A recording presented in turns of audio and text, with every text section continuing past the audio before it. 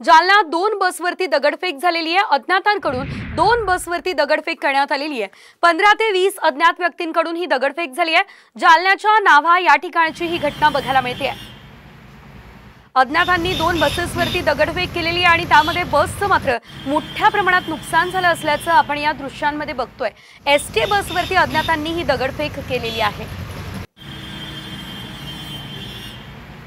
अधिकचे अपडेट घेऊयात आमचे प्रतिनिधी अक्षय शिंदे यांच्याकडून। अक्षय, नेमकं काय घडलं, का ही दगडफेक करण्यात आलेली आहे?